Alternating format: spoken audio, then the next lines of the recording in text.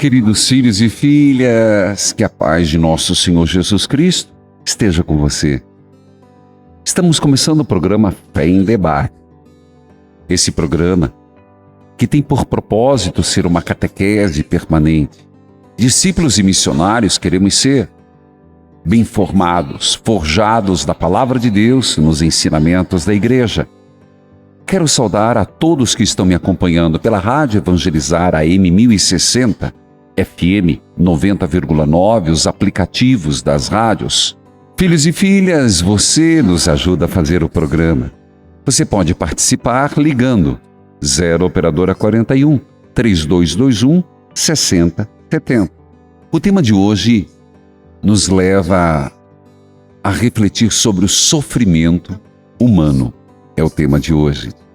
Nossa convidada para nos ajudar na reflexão é Vanessa Rutz, gerente de humanização do Grupo Marista. Seja bem-vinda, Vanessa Rutz. Todos os rádios ouvintes que nos escutam nesse grande Brasil. Queridos filhos e filhas, eu começo com um texto. Jesus é nossa luz e sentido de nossa existência. E começo com Eclesiastes, capítulo 3, do versículo 1 ao 8, como um texto que representa todo o anseio, toda a fragilidade, todo o pensar humano. Leitura do livro de Eclesiastes 3, 1, 8. Tudo tem o seu tempo. Há um momento oportuno para cada empreendimento debaixo do céu. Tempo de nascer e tempo de morrer. Tempo de plantar e tempo de colher a planta. Tempo de matar, tempo de sarar. Tempo de destruir e tempo de construir. Tempo de chorar e tempo de rir. Tempo de gemer e tempo de dançar. Tempo de atirar pedras e tempo de ajuntá-las. Tempo de abraçar e tempo de separar. Tempo de buscar e tempo de perder. Tempo de guardar e tempo de jogar fora. Tempo de rasgar, tempo de costurar. Tempo de calar e tempo de falar. Tempo de amar e tempo de odiar. Tempo de guerra e tempo de paz. Palavra do Senhor, graças a Deus. Vanessa Rutz, como o ser humano lida com o sofrimento? A dimensão de trabalhar com o sofrimento, lidar com o sofrimento, ela pode acontecer por várias formas, Padre. A primeira forma grande de trabalhar com o sofrimento é a busca da negação do mesmo. Certo. Que são as fugas que cada um de nós desenvolvemos perante os sofrimentos que nós vivemos, independentemente deles quais sejam. O segundo é um processo de busca rápida de resolução desse sofrimento. Então, o primeiro passo, só para ser didático, é negação. É a negação. Tá. O segundo grande passo do sofrimento seria a necessidade de burlá-lo, de encontrar uma solução rápida para esse sofrimento. E isso pode acontecer por várias formas. Dentre elas, uma que é muito comum é a forma da troca. Eu consigo alguma coisa, ou seja, o alívio do meu sofrimento em troca de alguma outra coisa que nós podemos, que possa ajudar o outro ou ajudar a determinada questão. Sim. E um terceiro modo de lidar com o sofrimento que o ser humano utiliza é a aceitação, que pode ser dividida em duas formas. A aceitação passiva, o que é uma aceitação passiva? É a aceitação em que é assim, pronto, acabou, eu vou sofrer. Certo. E uma aceitação ativa, de compreender que daquele sofrimento eu posso significar outras coisas. Eu posso ressignificar a minha vida. Eu posso ressignificar aquele momento. O texto que o senhor trouxe é muito oportuno, porque o sofrimento ele ele faz parte da constituição humana pela nossa finitude de seres criados por Deus, mas ao mesmo tempo, nem todos os períodos da vida nós temos grandes sofrimentos. E nesse processo, quando você tem um grande sofrimento, você pode passar por um processo de ressignificação positiva, que é um amadurecimento da vida. Você se torna mais maduro, você se torna mais compreensivo, flexível perante as diversas realidades. Então existem essas 3 formas de se lidar com o sofrimento. Vanessa, aprofundando primeiro, eu gostaria de aprofundar um pouco a questão da negação. A revolta faz parte desse primeiro estágio, vamos assim dizer, mais do que passo. Esse estágio da negação, a revolta. Uhum. Onde que se encaixa? A revolta, ela se encaixa... a negação também ela pode ser dividida. Ela pode ser uma simples não aceitação do sofrimento. E daí é como se você tentasse excluir ele da sua vida, né? Ou então um processo de revolta por aquilo que está acontecendo. Isso entra no processo de negação, sim, padre. E a revolta, ela pode ser diversificada dependendo do sofrimento que a pessoa está. A revolta pode ser contra alguém que ela confiava. A revolta pode ser contra ela mesma, porque ela se entende culpada por aquele sofrimento estar acontecendo. Ela pode culpar a um grupo de pessoas, ela pode culpar a Deus. Certo. Então, no processo de revolta, nós temos, que faz parte da negação, nós temos um processo de culpa muito forte. E ela se revolta contra as diferentes pessoas, ou Deus, ou ela mesma, exatamente por um processo de culpa e de descrédito. Certo. Nós estamos tratando de um tema que toca toda a vida humana, independente de religião, crença, classe social, o sofrimento é inerente. E nós temos aqui a participação de Vanessa Rutz. Ela é gerente da humanização do Grupo Marista.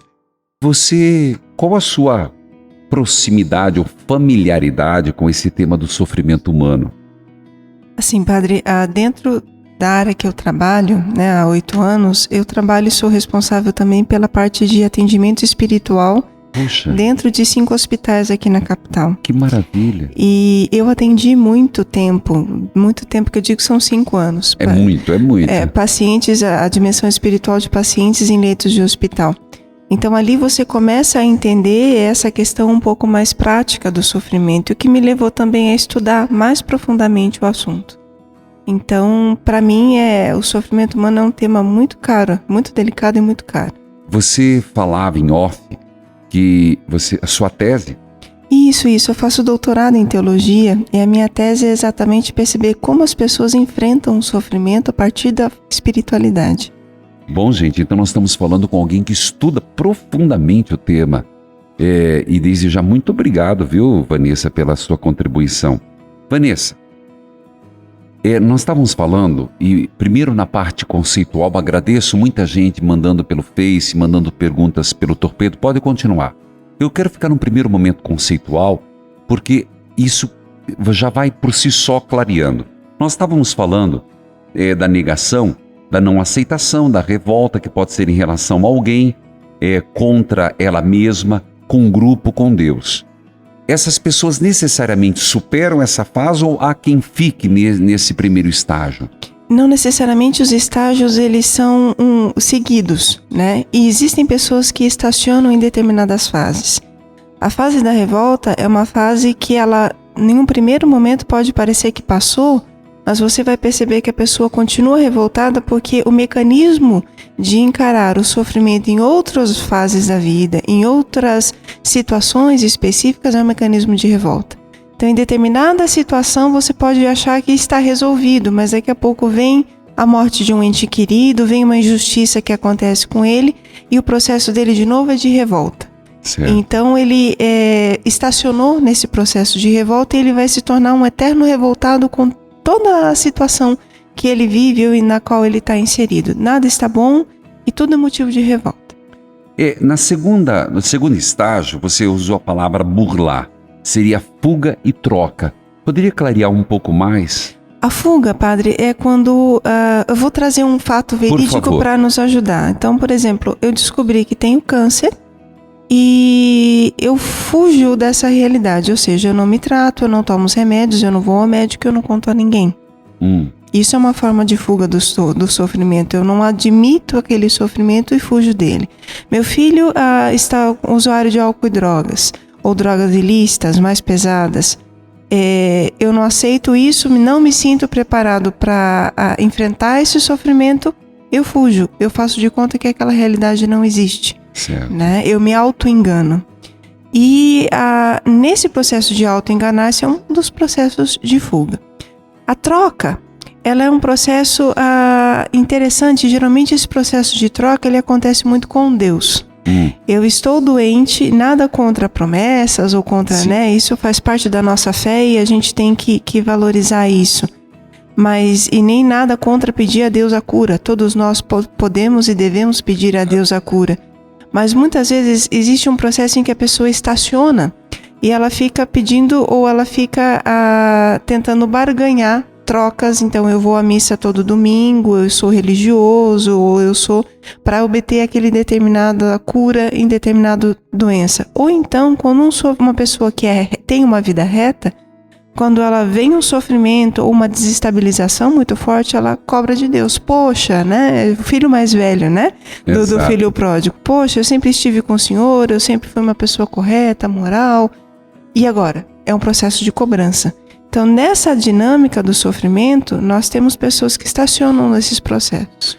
E como você vê a espiritualidade? Se não é uma barganha, se a espiritualidade não pode ser uma barganha, apesar de que a prece ela foi muito clara, deve-se pedir a cura.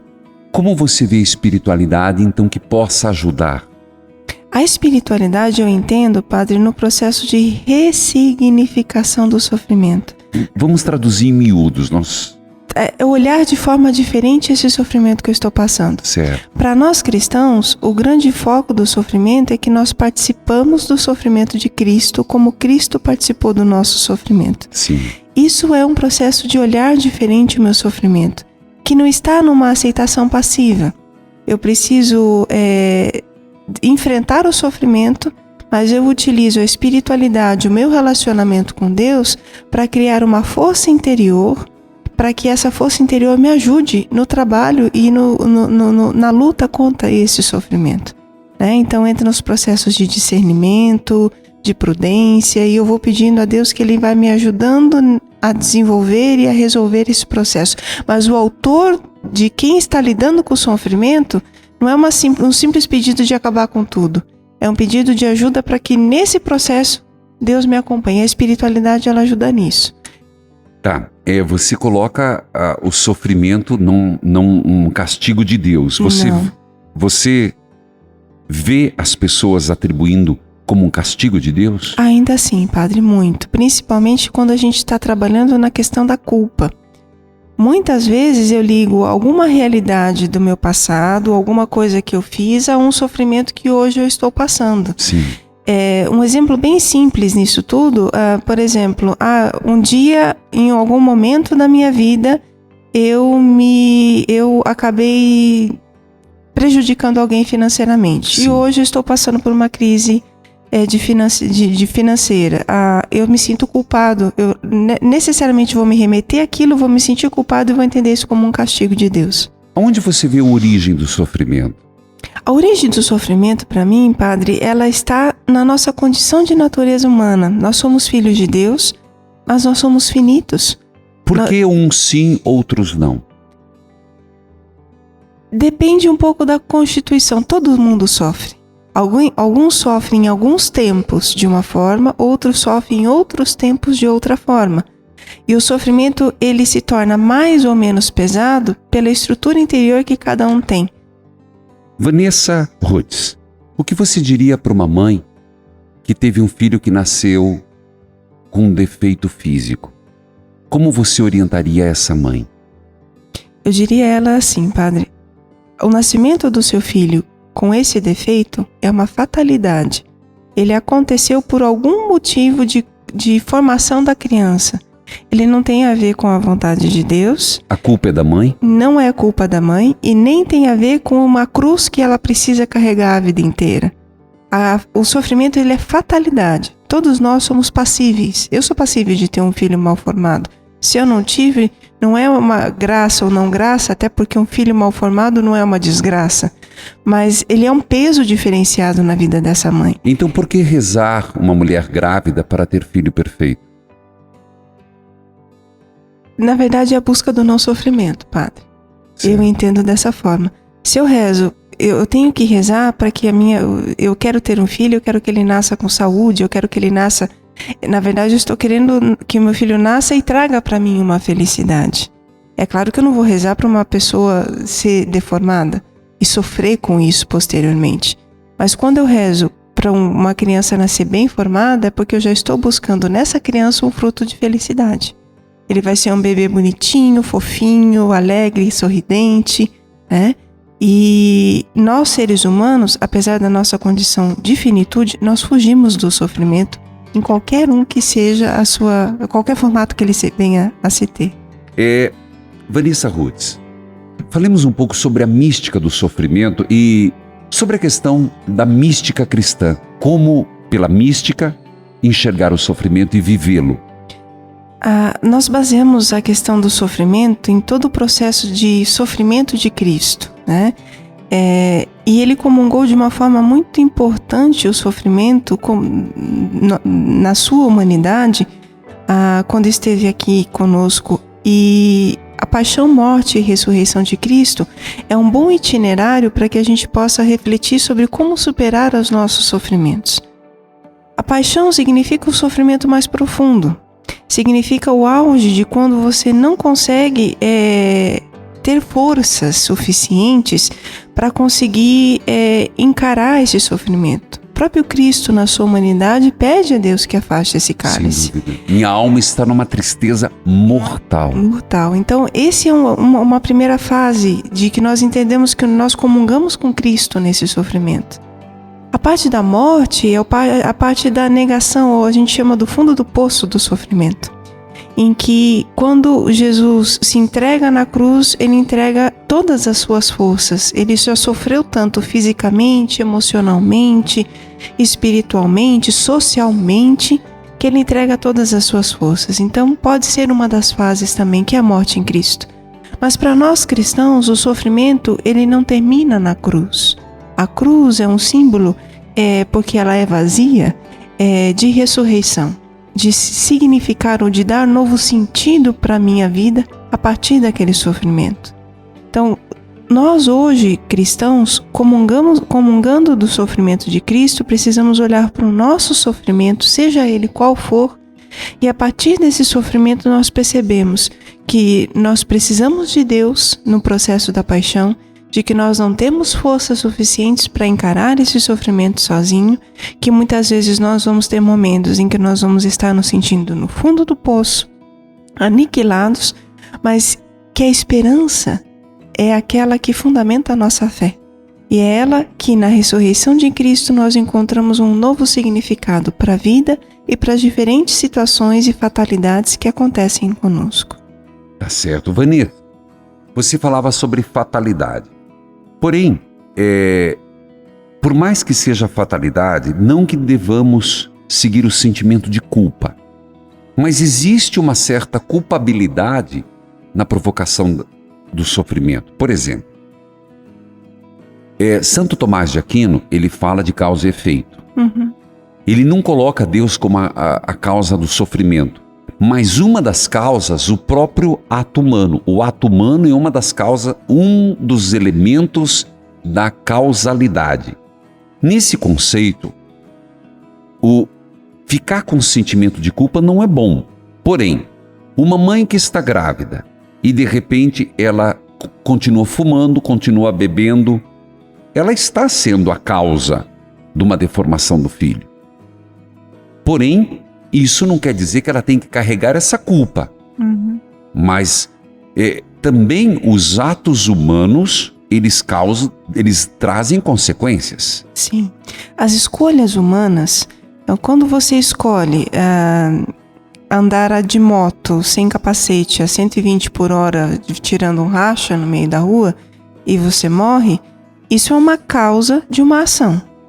Só que essa causa, ou você ter atropelado alguém porque você estava bêbado e dirigindo o carro, essa causa, você não tem aquela coisa de um culpado de morte que você tem que carregar isso pro resto da sua vida. Certo. Você tem que ressignificar o seu ato errado, converter-se do seu ato errado e procurar ajudar as outras pessoas que vivem em situações semelhantes a das pessoas que você afligiu, para que você possa ressignificar o seu sofrimento. Então, a grande chave é essa ressignificação. Exatamente, padre. Quando você encontra, você que teve 5 anos acompanhando no leito, uma pessoa que está morrendo, como é que você começa um diálogo? O diálogo, ele sempre começa, padre, quando você chega e começa a conversar com o paciente assuntos não necessariamente diretivos da sua vida, a vida dele. Exatamente porque quem tem que se abrir para que uma conversa sobre o sofrimento se inicie é o próprio paciente. Certo. Mas quando ele inicia essa dimensão do sofrimento, o primeiro passo é sempre escutar. Então, se você quer ajudar uma pessoa que está em sofrimento, só escute e não julgue. Porque tudo aquilo que ela viveu, não necessariamente você conhece todos os contextos para poder julgar. E depois você precisa fazer a pessoa se autoanalisar, trazer para ela aquilo que ela disse e perguntar como ela se sente perante tudo isso. E muitas das palavras, eu tenho alguns casos emblemáticos na minha vida. Por favor. Mas um caso emblemático foi de um senhor em que eu estava tocando violão e cantando música. Você? Eu. Numa UTI. Olha, gente, uma musicista. Tocando na UTI, olha que coisa linda. Né? E no final cantando músicas que fazem as pessoas pensarem na sua vida, refletirem sobre Fala sua uma música vida. que você gosta. Por exemplo, É Preciso Saber Viver, ou Tocando em É Frente. preciso saber viver. Vai lá, continua. E naquele dia em específico, eu estava cantando É Preciso Saber Viver, mas tocando de uma forma muito calma e lenta. E de repente, um paciente me chama, era uma UTI cardiológica. O paciente me chama e olhou para mim assim, pediu já veio com a mão para pegar na minha mão e me disse: que pena que a gente descobre essas coisas só no fim da vida. Só quando tá na condição que eu estou. Olha, me arrepia. Que pena. Eu olhei para ele, mas o senhor ainda tem algum tempo para repensar algumas coisas na sua vida. Ele falou, eu estou repensando, né? Puxa. Esse foi um paciente que faleceu 4 dias depois, né? Eu acompanhava a família. Mas a dinâmica de trabalhar a questão do ressignificar, ela é muito importante. Eu tenho outro caso emblemático que foi o primeiro caso que eu acompanhei, que foi de uma jovem de 22 anos que precisou fazer uma cirurgia de emergência de cardiologia e a cirurgia de peito aberto. E essa cirurgia fez com que ela tivesse uma série de complicações, ela ficou internada por 2 meses, amputou pernas, amputou braços, teve uma infecção que fez com que a cicatriz dela não cicatrizasse. Sim. E ela foi num processo de agonia durante 2 meses. E eu ia visitá-la e ela sempre estava contente. E eu perguntei um dia para ela: minha querida, por que você está tão feliz sabendo que você vai morrer? Ela fala: ninguém me abandonou. Nossa. Meu pai vem, minha mãe vem, o meu noivo vem todos os dias. Ela era evangélica, o meu pastor vem me visitar todos os dias. Eu sou muito bem atendida e ninguém me abandonou. Eu vou morrer, mas as pessoas estiveram comigo. Eu não morri sozinha. Meu Deus, que coisa linda. Coisa linda e um testemunho edificante. Como é bom tocar nesses temas. E é impressionante o número de pessoas que mandaram suas perguntas. E eu vou começar a fazer. Nós temos mais 2 blocos, mas eu tenho certeza que será pouco diante de tanto. A Nara Vanessa, de Goiânia, diz assim: minha mãe parece viciada em sofrimento. Tudo nela é pior, difícil. Até as coisas normais para os outros. Que é isso? Como lidar? É a Nara de Goiânia. Algumas pessoas, elas têm, depende um pouco da situação, algumas pessoas são mais sensíveis ao sofrimento e isso depende da sensibilidade pessoal de cada um, mas isso pode ser também patológico, padre, porque se tudo é sofrimento, se tudo é ruim, se tudo é... Eu estou tendo a síndrome de negação da vida, porque se até coisas boas ou se coisas normais são ruins, então eu tenho uma síndrome de negação da vida e isso é patológico. Então o que precisa ser feito nesse caso, Nara, é identificar se a sua mãe é uma pessoa muito sensível ao sofrimento ou se ela está tendo alguma doença nesse sentido. E o melhor é você passar por uma avaliação de um psicólogo, bom psicólogo que consiga fazer essa distinção, se ela é sensível ou se ela está desenvolvendo algum tipo de doença relativa a isso. Olha aí, síndrome da negação da vida é um bom tema para incluirmos no outro programa, que eu nunca tinha ouvido falar sobre isso. Mas eu tenho que fazer perguntas, me perdoe. Lá. Essa pessoa não se identificou, mas um sofrimento por perda ou desilusão pode afetar a saúde física? Pode, padre. Muitas vezes o sofrimento humano, ele acaba sendo, as pessoas que têm tendência a somatizar o sofrimento, isso pode estourar sim dentro da sua condição humana. Qualquer sofrimento ele pode ser somatizado e é uma questão psicossomática. Então, quando você passa, por exemplo, por um sofrimento e você desenvolve um câncer, uma gastrite, um problema de intestino, um problema de rim, até leucemia e outras doenças que muitas vezes são transitórias, é somatização, pode acontecer sim.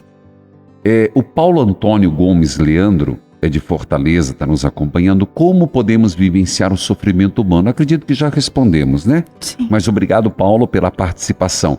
Também no Facebook, a Mônica Gomes Alberiche. Padres, hoje fiquei sabendo de um jovem que morreu em um acidente, acredito que tinha 27 anos, deixou esposa e uma filha de 2 anos, e a família está sofrendo muito. Foi Deus que quis assim? Quem pergunta é a Mônica. Mônica, não foi Deus que quis assim. A gente falava há pouco das escolhas das pessoas e muitas vezes das fatalidades.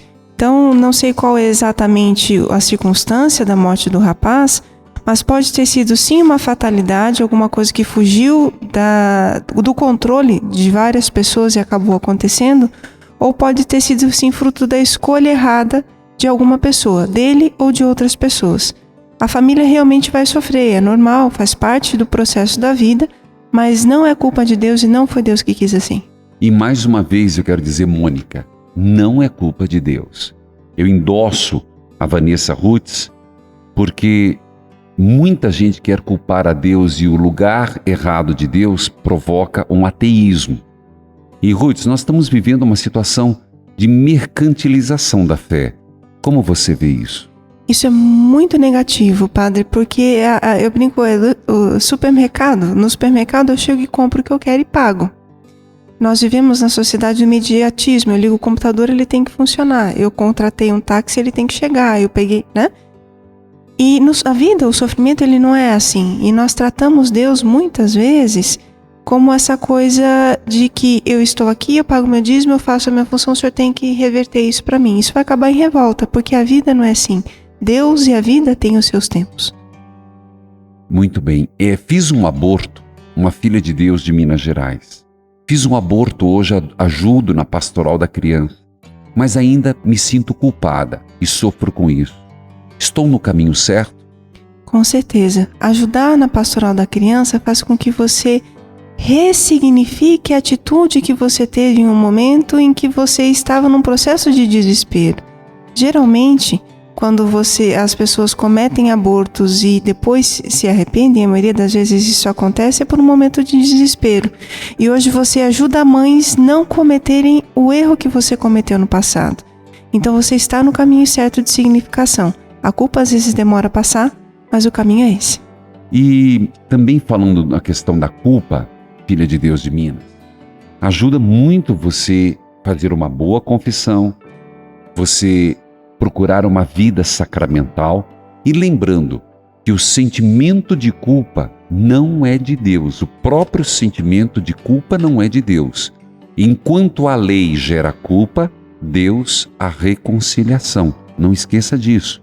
Então, há um inimigo colocando um sentimento equivocado dentro de você para te afastar de Deus, que pode levar até a um mal maior, não acreditar que Deus é capaz de perdoar, que é um outro erro.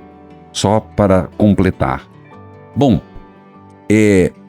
a Carmen está acompanhando aqui de Curitiba, mas Deus pode evitar o sofrimento de uma pessoa? Carmen, é difícil você falar de uma interferência de Deus e dizer, olha, Deus evitou esse meu sofrimento. O que Deus nos dá é a força necessária para superar os sofrimentos. Então dizer, olha, Deus evitou esse sofrimento. Essa é uma compreensão que pode ser da pessoa e é uma compreensão de fé. Então, ela pode dizer isso. Mas em linhas gerais, o que nós podemos dizer é que Deus nos ajuda a superar os sofrimentos, a passar pelos sofrimentos. Mas vem uma pergunta agora, e é para você direto. Vanessa Rutz. Pergunte a ela, padre, se ela acredita em milagres. Acredito. Nós não podemos dizer que Deus não cura. Deus cura sim. E os milagres, eles são desde os pequenos milagres que acontecem no dia a dia. Eu gosto de brincar, desde o milagre de você ver um lindo revoar de passarinhos no momento em que você está mal-humorado e vai cometer alguma ação ruim, até grandes milagres. Eu acredito em milagres sim. Preciso aceitar a morte da minha mãe. O que faço? Foi a primeira pessoa que mandou essa pergunta, Ana Paula de Maracaju, Mato Grosso do Sul. Ana Paula, perder um ente querido é muito difícil para todos nós. E mãe e pai geralmente é mais difícil pelos vínculos afetivos que nós temos. A primeira coisa que você precisa pensar na sua vida é como você pode viver sem a sua mãe. Quais são os mecanismos que você pode utilizar para viver sem a sua mãe? Você também precisa pensar na sua vida como que você pode preencher esse vazio que ficou da presença dela com atividades que te ajudem a ressignificar ou até a continuar coisas que ela fazia. Então, no processo do sofrimento, é muito comum a perda de um ente querido causar um grande sofrimento. Mas primeiro, para você poder significar ou ressignificar a sua vida, você tem que pensar como você pode viver sem sua mãe. Qual é a sua missão agora? E em segundo momento, você precisa ver como que você pode continuar, de certa forma, algumas coisas boas que ela fazia. Para você, para sua família ou para a comunidade. Lembrando aquele texto, só completando, que Nosso Senhor disse, casa vazia foi limpa, mas veio uma legião e tomou conta porque não estava preenchida. Não basta limpar a casa, expulsar os demônios. Não é só deixar arrumadinha e vazia. É arrumar e preencher, é o ressignificar e dar sentido à vida. Mas tem pergunta aqui, ainda muitas perguntas, a Luziana. E, padre, faz 8 dias que perdi minha irmã. Ela se enforcou. Estou sofrendo muito. Há 5 meses perdi meu pai. Não tenho mais forças para superar isso. Existe limite do sofrimento que podemos suportar? É Luziana. Luziana, quando nós falamos em limite do sofrimento, entra a dimensão de qual o nível de sensibilidade que nós temos e como nós estamos trabalhando com esse sofrimento. Você teve 2 perdas importantes em muito pouco tempo e uma de uma forma muito abrupta porque a sua irmã se enforcou. Você precisa, nesse momento, para te ajudar nesse processo, 2 coisas muito importantes. Uma, participar de uma comunidade que te apoie nesse momento. Seja a sua família, seja a sua comunidade paroquial, porque o apoio nesse sentido significa que você vai ter pessoas que conversem com você. Se você quiser procurar um padre, uma irmã ou um leigo da comunidade que seja de confiança para desabafar, trabalhar esse conteúdo interno seu, é muito importante. E o outro é a oração. Você precisa, o grande sustento do cristão no sofrimento é a sua espiritualidade. Você precisa tentar ter missa diária, você precisa participar de grupos de oração, você precisa rezar em casa com a palavra, mesmo que isso não faça sentido para você hoje, você precisa fazer isso, porque isso é que vai te alimentar para você ter forças para passar por esse momento tão difícil que você está passando. Mandaram agora um texto. É Aparecida Zocatelli, de Marialva. Agradece ao padre e essa pessoa maravilhosa, Vanessa, pelas palavras sábias. Parabéns. E a pergunta que acho que vem a calhar, uma filha de Deus não se identificou de algum lugar do Brasil. O que fazer quando não se tem forças para dar o passo inicial para sair do sofrimento? E quando mesmo a oração se torna difícil? Nós sempre dizemos que o sofrimento ele pode levar a duas coisas que são muito preciosas se nós soubermos lidar com elas. Uma é a depressão. O sofrimento pode gerar a depressão. Pode gerar a depressão, e a depressão daí precisa ser trabalhada e tratada porque é uma doença. Mas o sofrimento pode gerar também a noite escura. Quando eu não... Essa é terrível. É terrível. E quando eu não consigo perceber se Deus está ao meu lado, quando eu não consigo senti-lo, quando eu não percebo o fruto na minha oração, enfim... A única coisa que eu posso te dizer é que você precisa ser fiel à sua oração e ao seu relacionamento com Deus. Hoje, você pode não ter forças para ressignificar, mas a oração, mesmo que ela não tenha sentido, ela vai te alimentando. Comunhão diária, uma vida sacramental, uma vida de comunidade vai te ajudando a encontrar esse novo sentido e a ter forças para dar esse passo. E o alimento, muitas vezes espiritualmente a gente pode estar arregaçado, mas se nós vamos, é como um remédio, talvez o exemplo não seja o melhor, mas é como se eu estivesse desnutrido e começasse a me alimentar aos poucos e me alimentando fosse me fortificando. Então você não pode abandonar a oração e nem a vida sacramental, porque é isso que vai te dar forças para que você possa dar esse primeiro passo para ressignificar. Então, nesse ponto, a oração é muito importante. Mesmo que você não sinta Deus na sua vida, você precisa continuar rezando. Eu gostaria de pedir 2 palavras suas. O que você tem a dizer aos cuidadores dos doentes? Primeira coisa é que você precisa entender que essa pessoa passa por alguma das fases do sofrimento. Pode ser negação, pode ser tristeza, pode ser a barganha. E você precisa ajudá-lo a pensar e a ressignificar a sua vida. Dependendo do que ele estiver passando, a olhar a vida com outros olhos. Essa é a grande função do cuidador. Não só cuidar fisicamente, mas ajudá-lo a olhar com outros olhos aquilo que ele está passando. E como cuidador, cuidar de si mesmo. Isso é uma questão importantíssima, padre. Eu não consigo ajudar a pessoa a olhar com outros olhos se eu já estou ficando doente de tanto cuidar de alguém. Um exemplo simples: seu pai está com uma doença degenerativa, ou seja, Alzheimer, Parkinson, está morrendo, está acamado, e você está 24 horas por dia se dedicando a ele. Em algum momento, quem vai se tornar o outro doente é você. Então você precisa ter os seus momentos de lazer, os seus momentos de convívio comunitário e principalmente os seus momentos de oração, para que o sofrimento que seu pai esteja passando não se torne seu e você possa ajudar a ressignificar o sofrimento que você cuida e ajudar também a ele a ressignificar o seu. O que você tem a dizer para os nossos inúmeros doentes que estão nos acompanhando? A doença ela faz parte da vida. Vida e morte caminham juntas. Saúde e doença caminham juntas. Todos nós temos níveis diferentes de sofrimento e níveis diferentes de saúde e níveis diferentes de doença.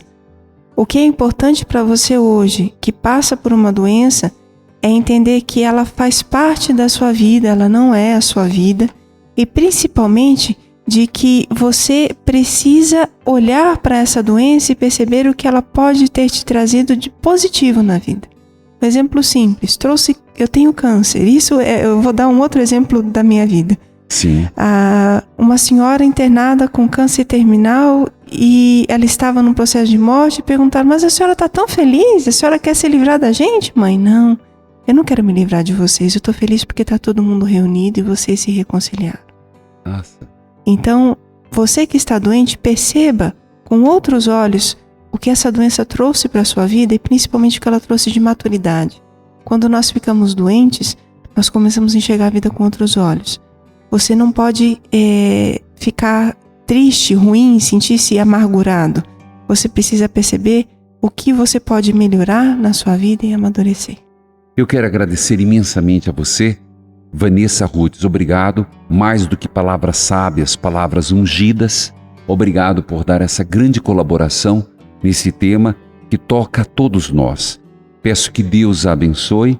Conto com você, filhos e filhas. Eu me despeço. O Senhor esteja convosco. Ele está no meio de nós.